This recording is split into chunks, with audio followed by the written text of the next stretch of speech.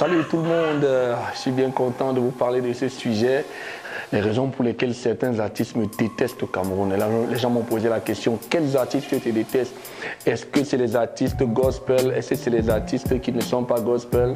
Je veux dire que peu importe, ce n'est pas parce qu'ils sont gospel ou pas qu'ils me détestent, mais c'est parce que je dis un certain nombre de choses qui sont détestables à leur point de vue. Alors, je vais vous dire une chose. Premièrement, il y a des gens qui me détestent, ça c'est hors de propos, pour rien du tout. C'est-à-dire, ils voient ma tête comme ça, ma tête l'énerve.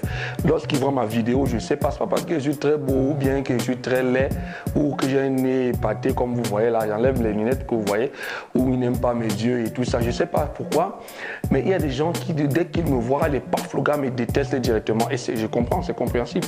Parce que moi-même, il y a des gens comme ça, gars, tu vois une personne, sa tête t'énerve. Bon, si tu es dans cette situation dans laquelle je suis souvent moi-même, ce que tu dois faire pour sortir de là, parce que c'est une maladie, hein, c'est d'essayer d'apprécier la personne.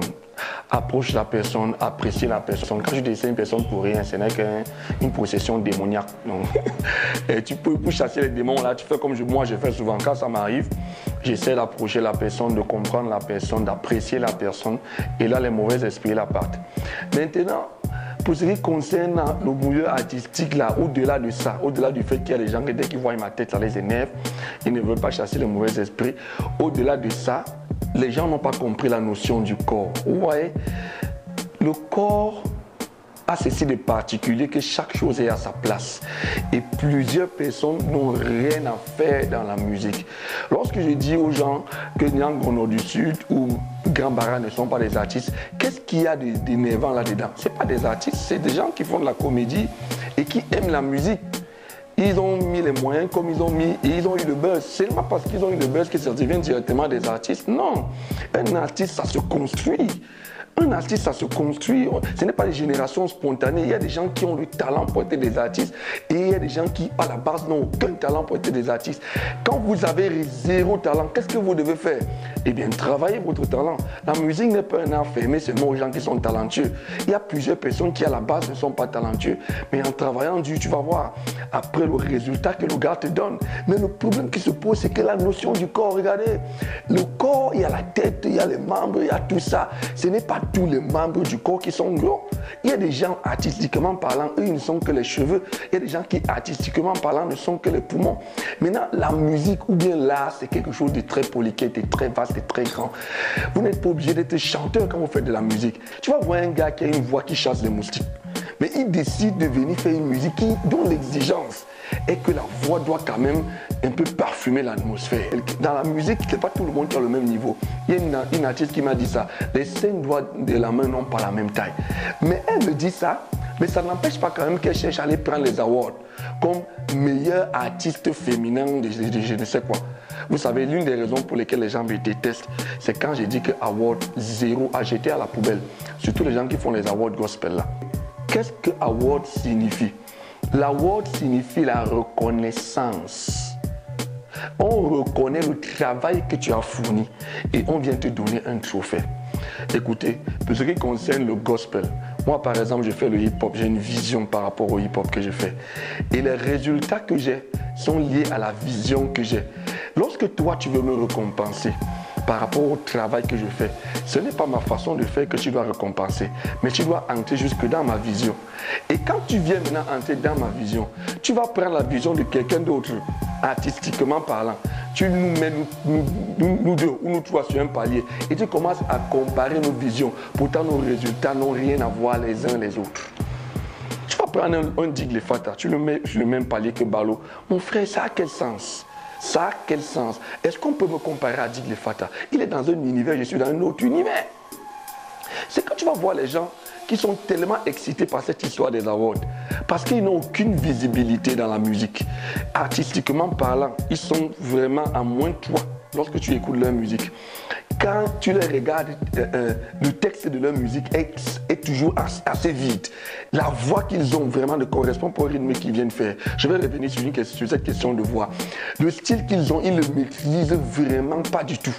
Et ils chantent pour eux et leurs enfants. Quand ils chantent dans leur toilette pendant qu'ils se lavent, l'écho des toilettes les fait croire qu'ils sont les grands chanteurs. Ils arrivent donc devant toi. Quand tu leur fais comprendre d'une manière ou d'une autre que leur musique n'est pas aboutie, tu deviens haïssable. Alors quand il te hait comme ça là, il veut te prouver que sa musique est aboutie. Il cherche donc quelques-uns de ses potes qui organisent les awards. Ils vont leur donner l'argent. Et puis on va le nominer meilleur artiste de ci, meilleur artiste de ça. Et même les gars qui organisent les awards là, mais c'est des gens qui font vraiment, qui détruisent là. Quand vous partez donner un prix à quelqu'un qui n'apprend même pas encore à chanter, c'est-à-dire qu'il n'est même pas encore apprenti chanteur, vous lui donnez le prix de meilleur chanteur, vous voulez qu'il apprenne encore quoi? Vous savez pourquoi certains gars-là, ils me détestent? Ils me détestent simplement pourquoi? Parce que quand quelqu'un finit de faire tous les efforts qu'il a fait. Le gars fournit des efforts incroyables pour être nul. Quand tu viens, tu lui dis que ce que tu fais n'est pas bon, il te déteste. Parce qu'il a fait tellement d'efforts pour être nul. Et quand tu lui fais comprendre que c'est nul, même l'aider, il ne veut pas que tu l'aides. Il est seulement fâché, il préfère te détester. Il va marcher au milieu des gens qui vont lui dire big up, tu déchires, c'est bon et tout et tout. Vous faites du mal à qui quand vous faites ça? Quand tu me détestes là, ça m'enlève quoi. Quand quelqu'un me déteste comme ça là, tout ce qu'il lui reste à faire, c'est de mal parler de moi. Il cherche mes péchés pour raconter à ses amis. Mon ami va raconter mes péchés. Attends, quand tu racontes mes péchés, ça ne te rend pas spirituel. Quand tu racontes mes péchés à quelqu'un, ça ne te rend pas meilleur chanteur que moi. Ça ne te rend pas meilleur rappeur que moi. Quand tu commences à raconter que oh, Balou a fait ci, Balou a fait ça, c'est pas ça qui fait en sorte que tu deviens plus bon que moi. Non, ça ne sert à rien tout ce que tu fais là. Ce qu'il faut, c'est que tu constates que si tu n'as pas le niveau pour faire la musique, travaille pour avoir le niveau. Maintenant, tout le monde ne peut pas avoir le même niveau. Et maintenant, quelle est même cette histoire de donner les prix? Tu vas voir quelqu'un, il dit que mon frère, vote-moi. Il dit que je connais même d'abord ta musique. Votez pour moi, votez pour moi. Je vote pour toi que je connais ta musique. Tu viens dire que je vote pour ta musique alors que je ne connais même pas ta musique. Envoie-le un peu ta musique, j'écoute. Oui, maintenant envoie-moi la musique de tous les autres qui sont aussi nominés là que j'écoute.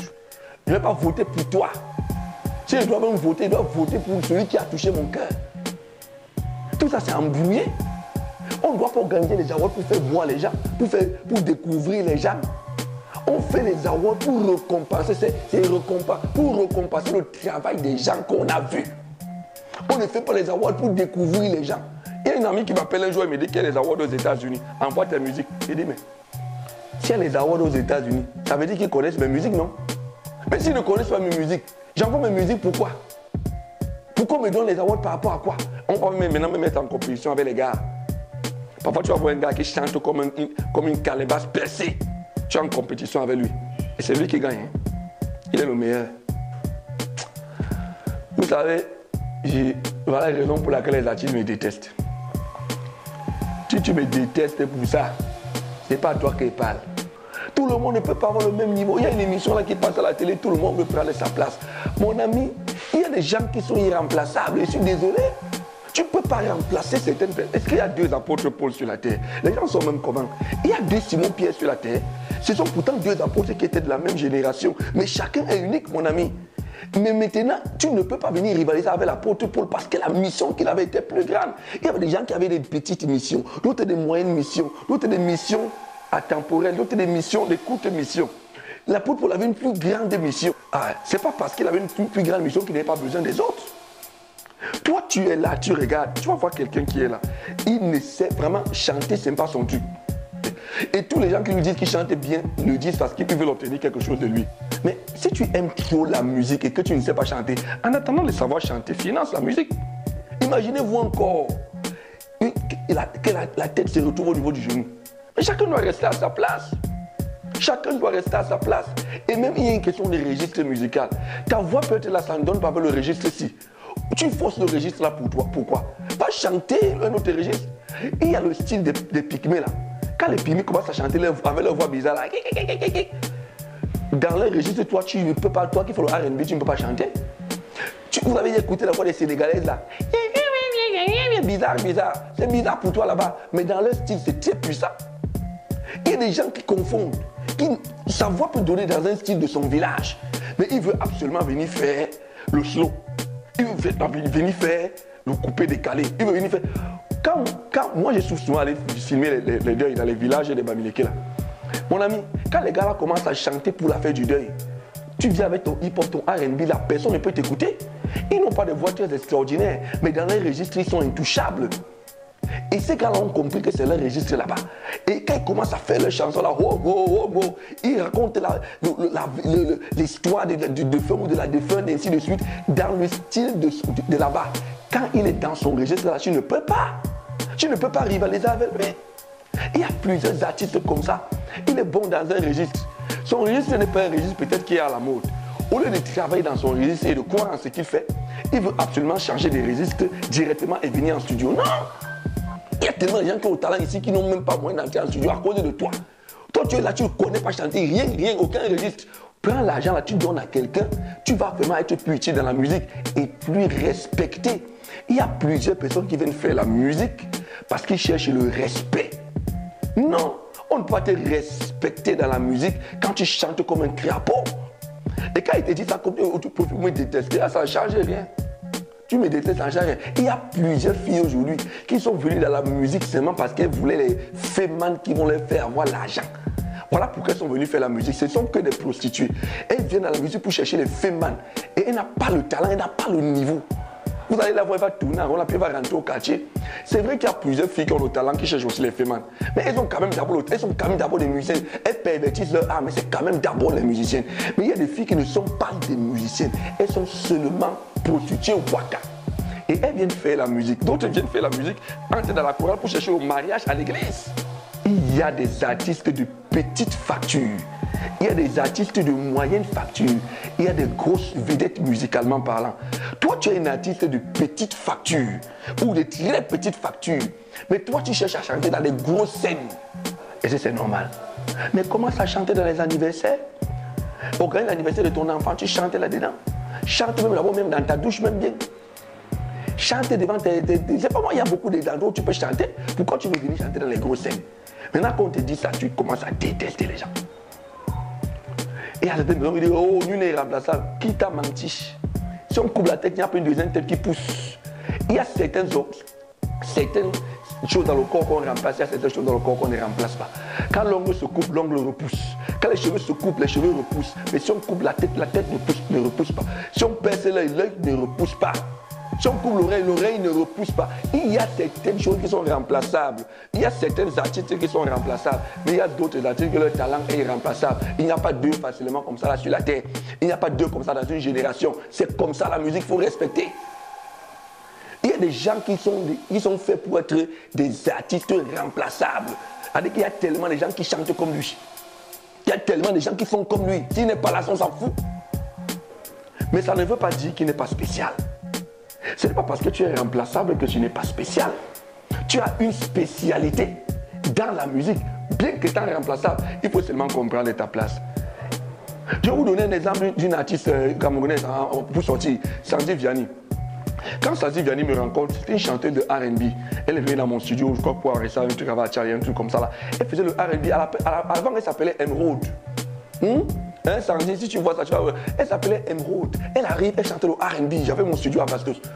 Et je trouvais que, waouh, la jolie fille, elle chante bien. C'est ce que moi, je trouvais. Donc, quand elle rencontre Crotal, Crotal lui dit, elle s'appelait Emerald. Crotal lui dit, Emerald, c'est pas un nom africain, c'est pas un nom qui claque et tout ça. Il change son nom. Il a rebaptisé Sandy Vianney. Elle n'a pas dit non, pourquoi tu me rebaptises? Non. C'était déjà une très bonne chanteuse. Moi, je trouvais qu'elle était forte. Mais quand elle rencontre Crotal, Crotal lui a fait franchir notre palier seulement en changeant son nom. Ensuite, elle rencontre Queen Eteme, mais lui fait comprendre que ben non, ta voix ne correspond pas à ton style. Tu ferais mieux de faire un style un peu afro. Et c'est ça qui donne la Sandy Vianney que vous appréciez, que vous aimez tant et que vous voyez aujourd'hui, qui est flamboyante dans son style. Ce qui dérange certaines personnes, c'est qu'ils n'arrivent pas à comprendre qu'on est toujours en train d'apprendre. Même les chanteurs qui sont des grands artistes sont toujours en train d'apprendre des autres. Lorsqu'on veut te dire que ce que tu fais n'est pas bien, pourquoi tu trouves ça scandaleux? Mais sache que c'est comme ça la musique. On se perfectionne. Il y a certaines personnes qui sont tellement contents de voir les stars tomber, les stars chuter. Quand quelqu'un est populaire, oh, il aime raconter. C'est-à-dire que quand tu vois un chrétien faire un truc, je te demande, mais celui-ci c'est un chrétien. Parce que normalement, les chrétiens, c'est les personnes qui devraient comprendre mieux la notion du corps. Si le pied a mal, le réflexe de la main, c'est de dire, de soigner le pied. La main ne va pas dire que bon, comme le pied la court beaucoup, la main aussi veut courir là-bas. Ah! Le rôle de la main c'est en haut, le rôle du pied c'est en bas. La main peut faire plusieurs choses. Vous pouvez travailler avec vos mains au point de marcher comme les pieds. Mais ça ne veut pas dire que la main devient les pieds. Ça veut dire qu'il y a des gens qui ont plusieurs talents, qui développent des attitudes, plusieurs aptitudes. Mais c'est certains membres seulement qui sont capables de faire ça. Vous ne pouvez pas demander à l'oreille de développer plusieurs aptitudes. Il ne peut que développer lui. Il ne peut que développer lui. Mais les mains peuvent développer plusieurs aptitudes. Les pieds peuvent développer. Il y a des gens qui réussissent à manger avec les pieds. Mais ça ne veut pas dire que c'est avec les pieds qu'on mange. De toute façon, lorsque l'oreille a mal, le pied ne va pas dire que comme tu as mal, c'est bien. C'est une attitude vraiment satanique. C'est une attitude vraiment démoniaque. Je suis entré dans la maison d'une fille comme ça, je l'ai vu chanter après un concert. Vraiment, mon cœur était désolé. Arrivé chez elle, j'ai vu une décoration merveilleuse. Je lui ai dit, waouh, mais tu gagnerais plutôt à faire de la décoration. Tu serais plus utile à Dieu à faire de la décoration. Tu peux venir décorer les clips, tu peux venir décorer les scènes des trucs, décorer le suspense TV et donner un plus à la musique. Tu te lèves, toi, maintenant tu pars chanter. C'est la chloroquine dans les oreilles. La chloroquine dans les oreilles. Lorsque vous êtes malade, par exemple, et que vous avez mal au cœur ou bien mal à la tête, vous avez mal à la tête, etc.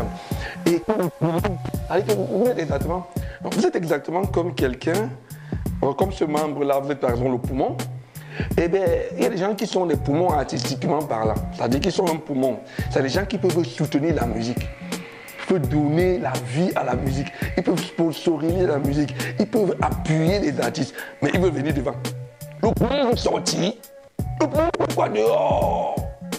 Le poumon reste dedans. Reste caché. Laisse Dieu t'élever. Le jour où tu as mal au poumon, le poumon va être... C'est là où la tête va voir qu'elle n'est rien. On va aller à l'hôpital pour faire la chirurgie, pour voir ce qui se passe dans le poumon. Parfois, le problème du poumon coûte plus cher que le problème de la tête qu'on voit ou bien des doigts qu'on voit. Toi qui n'as pas le talent pour faire la musique et qui veux absolument chanter, mais tu te fais du mal. Parfois, tu peux être un poumon pour la musique. Laisse Dieu t'élever. Pourquoi tu es fâché qu'on voit la tête et qu'on voit les mains et les pieds? Pourquoi tu es fâché qu'on voit alors que toi, tu es un poumon? Alors que toi, tu es même parfois le cœur. On voit le cœur. Est-ce que la tête est plus importante que le cœur? Si on voit dans l'ordre des priorités, mais par rapport au corps, n'est-ce pas quand le cœur s'arrête, tout est fini? N'est-ce pas que le cœur s'arrête, tout est fini? Toi, tu peux être le cœur. Est-ce qu'on voit le cœur? On ressent seulement le cœur. Tu peux être un grand producteur. Tu peux être une grande productrice de la musique. Pourquoi tu veux venir chanter alors que tu chantes comme un crapaud? Laisse Dieu t'élever. Le moment viendra où ce que tu fais, les hommes vont reconnaître aussi. Mais continue de faire avancer la musique. Continue de faire avancer la musique. Ne sois pas ce poumon-là qui est content quand la tête a mal. Sache une chose, si quelqu'un est malade et que les gens constatent qu'il est malade et que toi tu es le poumon de la personne là, tu es aussi malade là-bas dedans. Même comme on ne te voit pas.